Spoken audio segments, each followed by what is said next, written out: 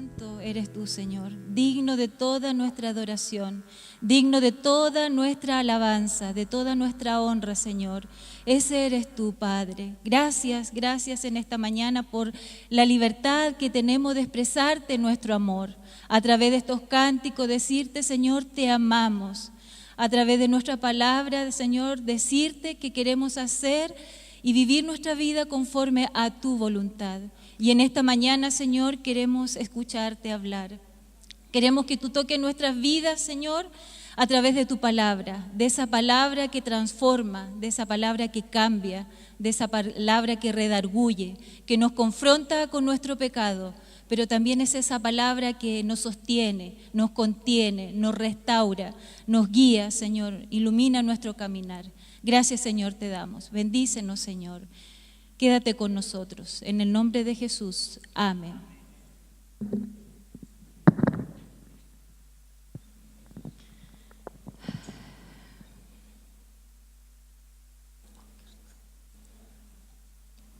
Estaba vacío y se llenó.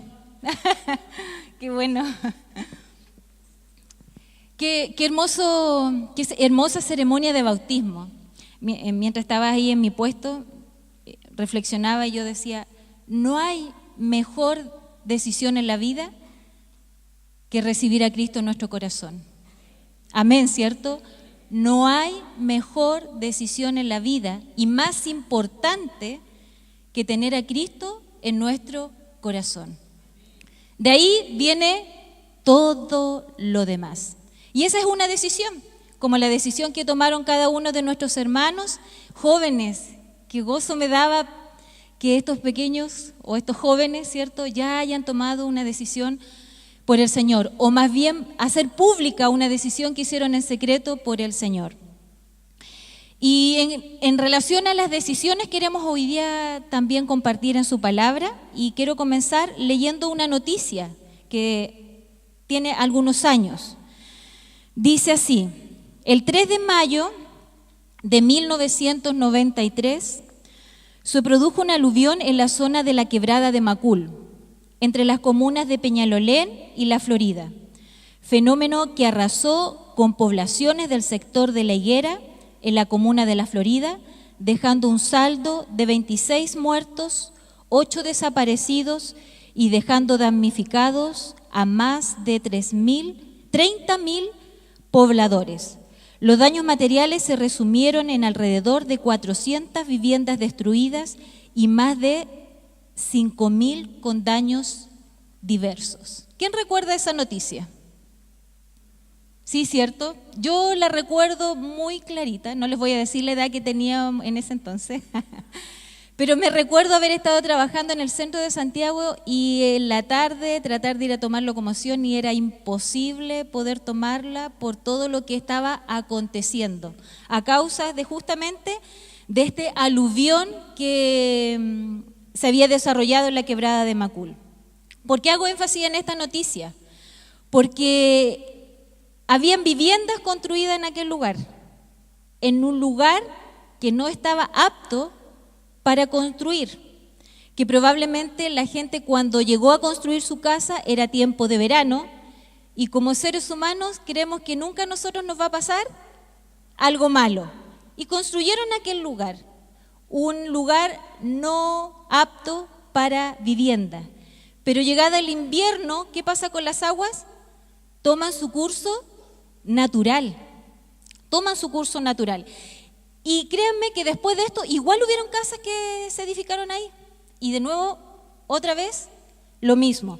Pero después llegó un plan regulador. Dice que, de acuerdo al plan regulador de La Florida, la quebrada de Macul, que la atraviesa, ha sido considerada zona de restricción de uso, por razones de riesgo asociado a inundaciones y aluviones, otorgándole en algunos casos un uso exclusivo de áreas verdes, para la cual parte de ella ha sido considerada como área verde de quebrada.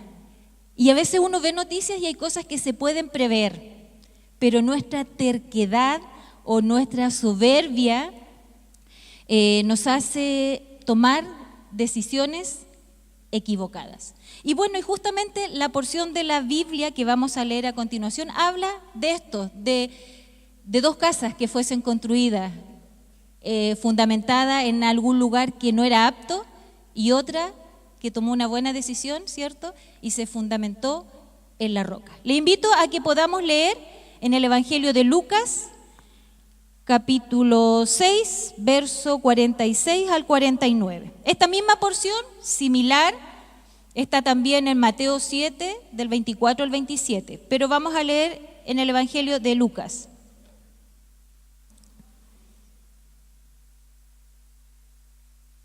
Lucas capítulo 6, verso 46 al 49 dice: ¿Por qué me llamáis Señor, Señor, y no hacéis lo que yo digo?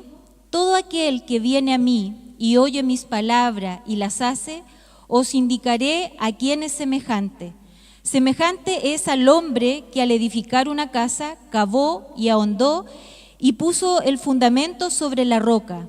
Y cuando vino una inundación, el río dio con ímpetu contra aquella casa, pero no la pudo mover porque estaba fundada sobre la roca. Mas el que oyó y no hizo, semejante es al hombre que edificó su casa sobre la tierra, sin fundamento, contra la cual el río dio un ímpetu y luego cayó, y fue grande la ruina de aquella casa. ¿Qué vemos aquí en este evangelio? 2 personas que necesitan construir sus casas. Uno de estos hombres dice que él la construyó en la tierra, la cual resultó siendo un fracaso. Y sin embargo otro construyó su casa sobre la roca. Claramente edificar, yo no soy constructor, ni tengo esa carrera, pero claramente me imagino que edificar sobre una roca es mucho más trabajoso que construir sobre la tierra, que probablemente es mucho más fácil.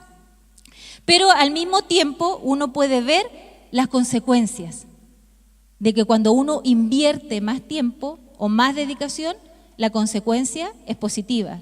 Pero cuando uno quiere hacer las cosas rápidas y de fácil manera, las consecuencias no son muy buenas. A primera vista, nosotros vemos a 2 personas a lo mejor probablemente distintas, pero sin embargo tienen muchas cosas en común. Primero, ambos dicen que habían escuchado de la palabra. Segundo, ambos necesitaban construir sus casas. Y en tercer lugar, dice que para ambos vino la tormenta. Ambos escucharon, ambos necesitaban construir y para ambos vino la tormenta. La casa en esta parábola representa nuestra vida, claramente representa nuestra vida. Y tú y yo estamos construyendo nuestra vida. A lo mejor algunos ya vamos mucho más adelantados y hay algunos que nos siguen. Los jóvenes, ¿cierto? Están comenzando a construir su vida. Y así como tendremos la oportunidad probablemente de tener una casa y edificar una casa, también nuestra vida es una sola. Tenemos solamente una oportunidad de poder construirla. La tormenta, como dice la parábola, vino para las 2 personas de la misma manera, con la misma intensidad. No hubo una diferencia entre el que edificó en la tierra y el que edificó en la roca. Para ambos la tormenta vino. Y aunque muchas veces nosotros tratemos de tomar buenas decisiones, de hacer las cosas bien, por ser esta una nación, una sociedad caída, estamos propensas a cosas que escapan a nuestras manos. Hay situaciones que escapan a nuestras manos. La tormenta va a venir a nuestras vidas. ¿Tendremos dificultades? ¿Somos cristianos? ¿Estamos exentos de tener dificultades? No. ¿Estamos exentos de sufrir dolor?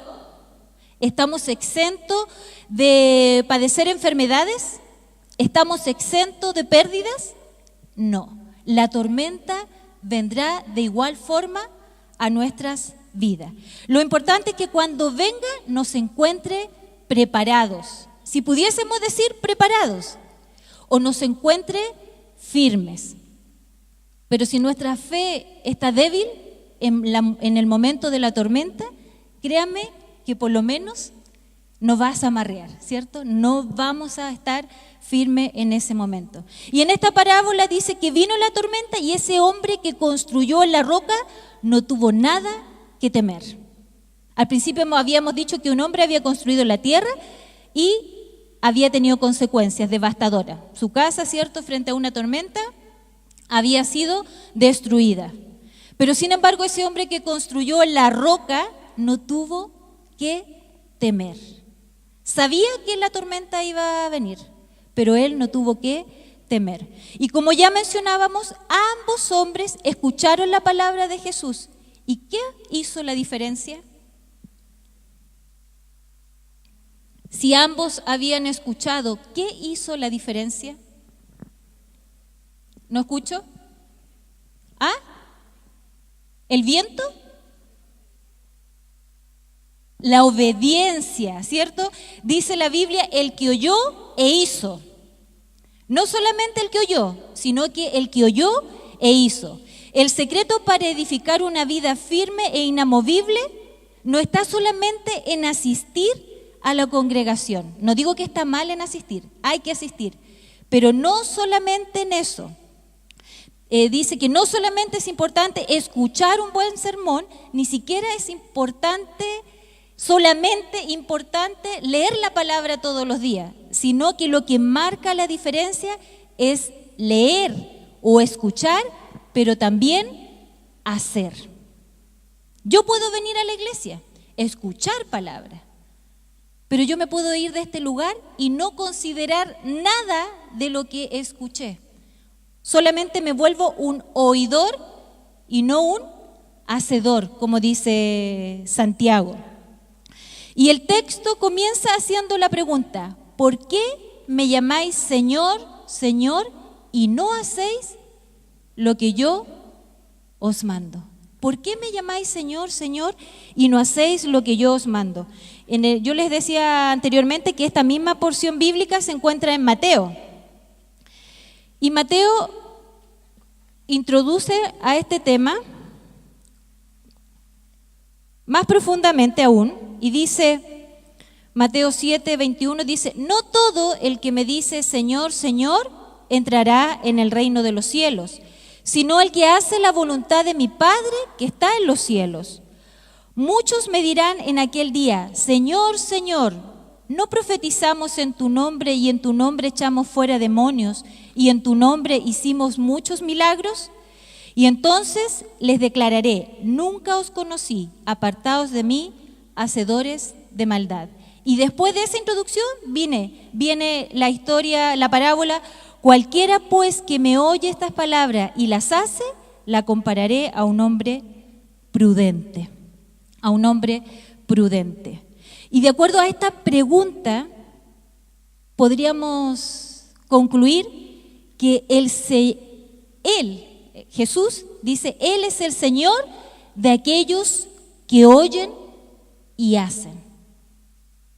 El Señor Jesús es el Señor de aquellos que oyen, pero también de aquellos que hacen.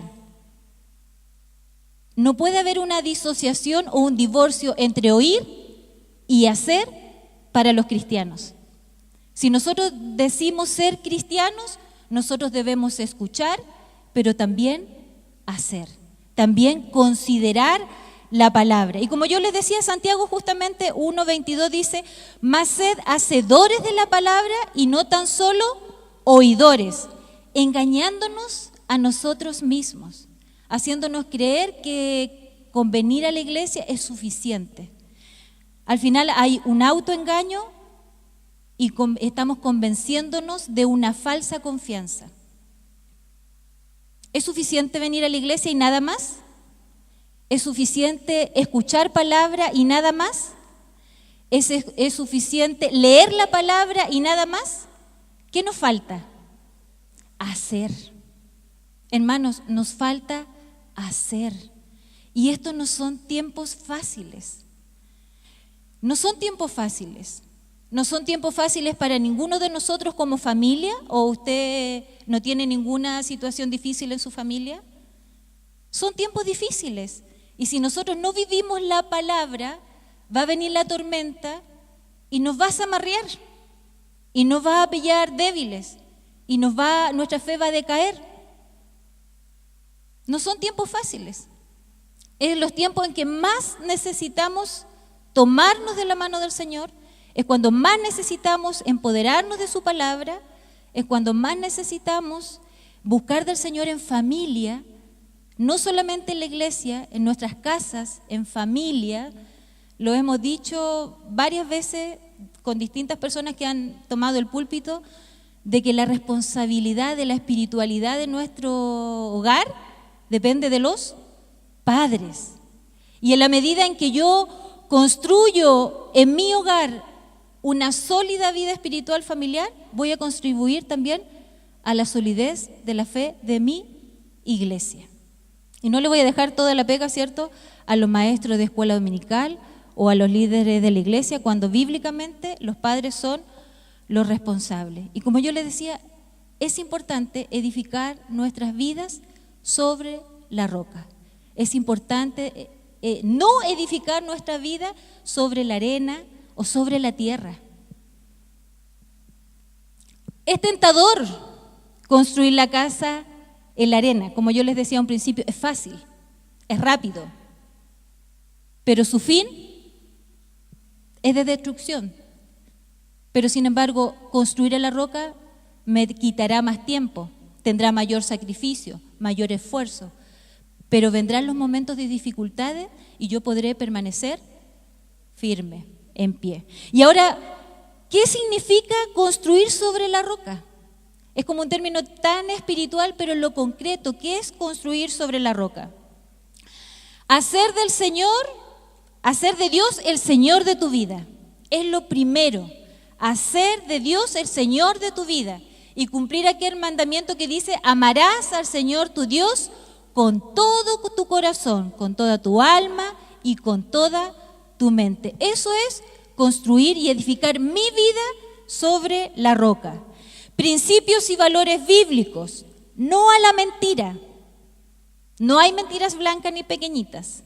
No a la mentira, no a lo fraudulento, no a cosas turbias. Amarás la honestidad, la verdad y el esfuerzo, porque no hay otra forma de surgir, sino con esfuerzo. Considerarás los principios de sabiduría. El Señor dice que el principio de la sabiduría es el temor a Dios. Y hay otro principio que se cumple, que todo lo que uno siembra, se cosecha. Si estás en el Señor, te vincularás con Él a diario. Si estás en el Señor, te vincularás con Él a diario, en oración, en la palabra, en congregarte. Tendremos un sentido de comunidad o tendremos un sentido de cuerpo, no de individualismo. Como iglesia somos un cuerpo, vivimos en comunidad. Trataremos, en cuanto dependa de nosotros, tomar buenas decisiones y conforme a la palabra del Señor. Uno puede ir a la palabra y hay muchas instrucciones, muchos consejos en el libro de Proverbios, hay muchos consejos para poder tomar y decidir por lo bueno, para que tengamos buenas decisiones. Pero por el contrario, ¿qué sería construir sobre la arena? En base a lo que Jesús reclama en un principio: ¿por qué me llamáis Señor y no hacéis lo que yo os mando?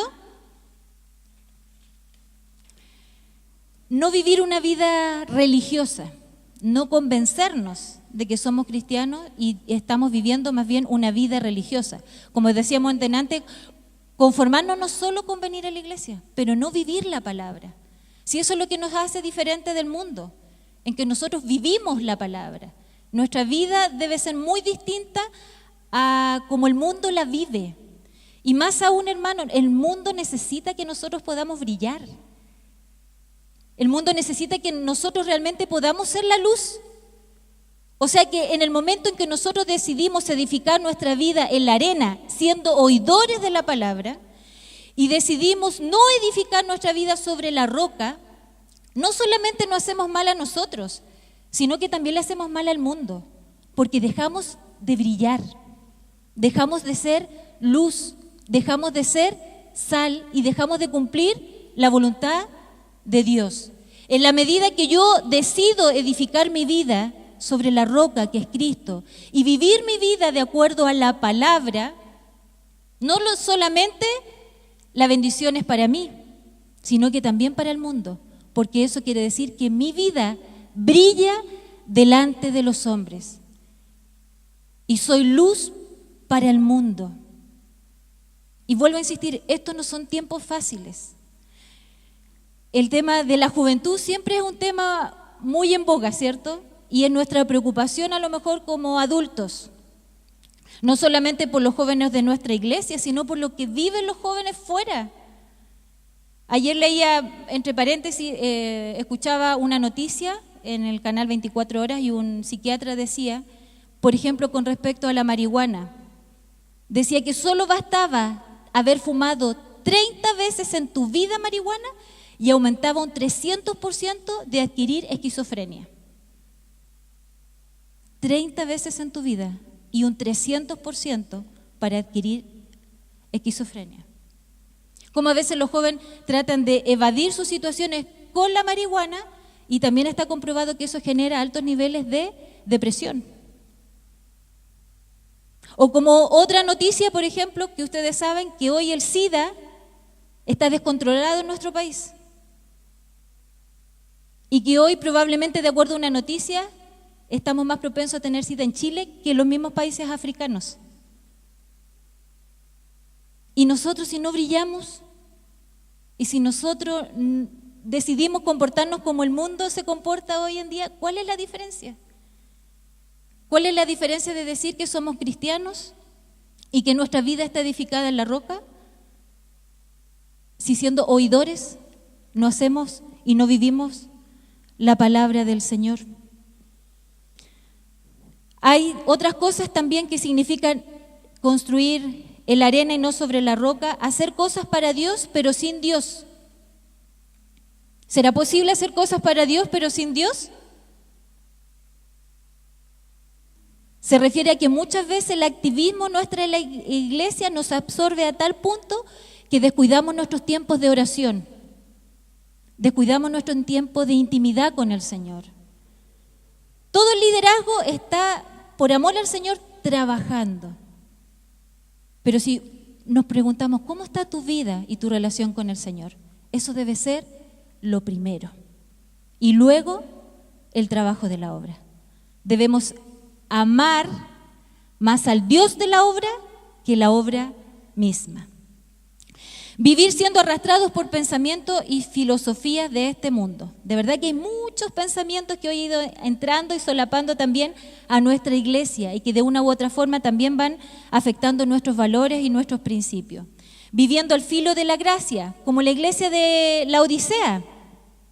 Dice, yo conozco tus obras, que ni eres frío ni caliente. Ojalá fuese frío o caliente, pero por cuanto eres tibio y no frío ni caliente, te vomitaré de mi boca. En el Señor no hay términos medios. O es o no es. Así de simple. Es o no es. No hay términos medios. La mentira es mentira y no hay mentiras blancas. O eres honesto o estás mintiendo. O obedeces o simplemente estás en desobediencia. Cuando nosotros no vivimos la palabra de acuerdo al Señor, de acuerdo a nuestro Padre nos ha dejado, estamos simplemente en desobediencia.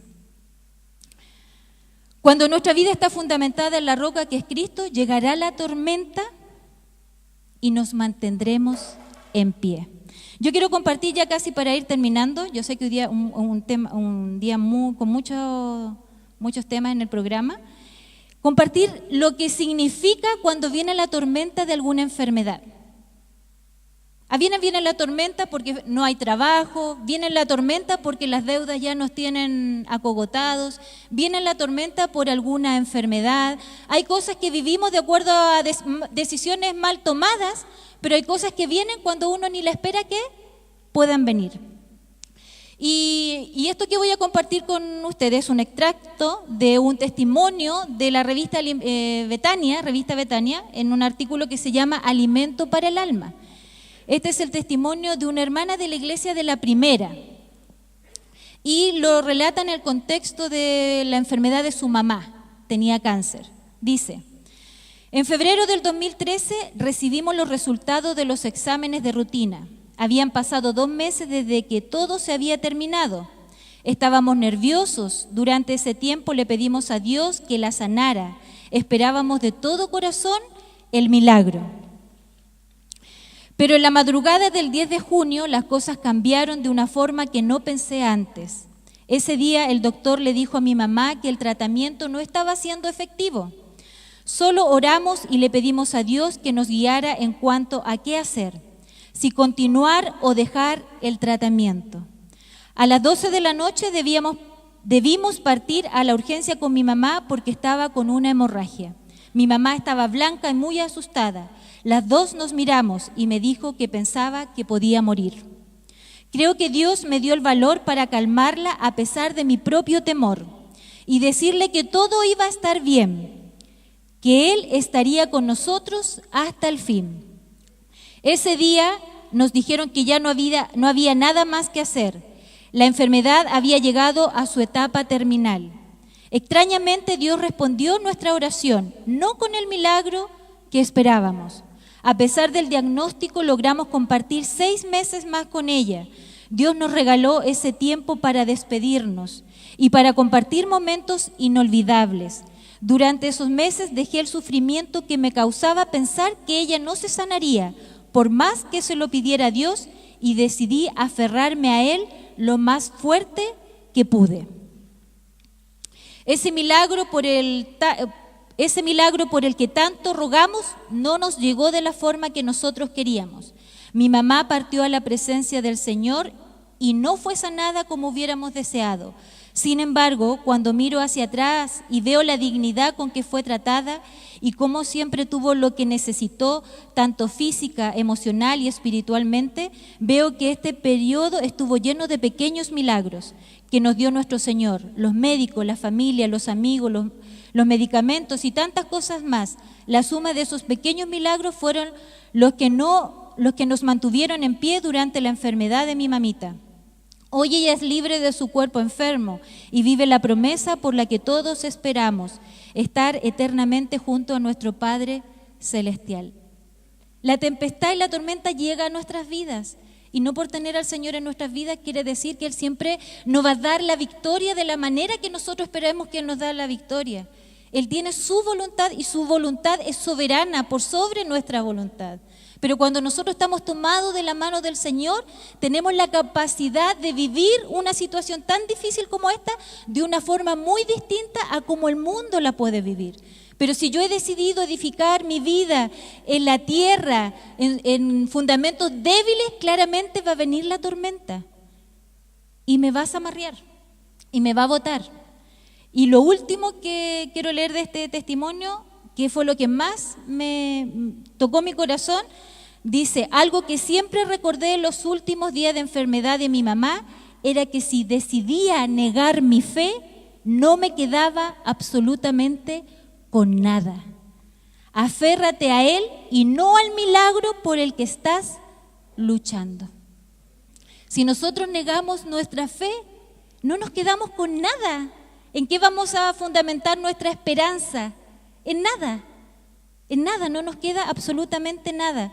Y quedémonos con estas palabras porque yo sé, o más bien yo no sé por lo que usted está pasando, pero sí el Señor lo sabe y dice: aferrémonos a Él y no al milagro por el que estás luchando. Aferrémonos a Él y no al milagro porque estás luchando. Usted sabe, hermano, a qué milagro se refiere el Señor, pero aferrémonos a Él. Y Jaime me decía mientras compartíamos el tema, me decía, mira, podrías considerar la historia del Titanic. ¿Se recuerdan la historia del Titanic o no? Este barco tremendo que fue construido y que todos lo conocemos por una frase que dijo alguien. ¿Se acuerdan o no? ¿Qué dijeron? Que ni Dios lo podía hundir. Y nuestra vida es como un barco en el mar, que está expuesto a días de calma y de quietud, pero también está expuesto a días de tormentas. Y la única forma de cruzar este mar y llegar a puerto a salvo y victoriosos es con el Señor. Y la decisión la tenemos nosotros. No está en manos del Señor esa decisión. La decisión está en cada uno de nosotros.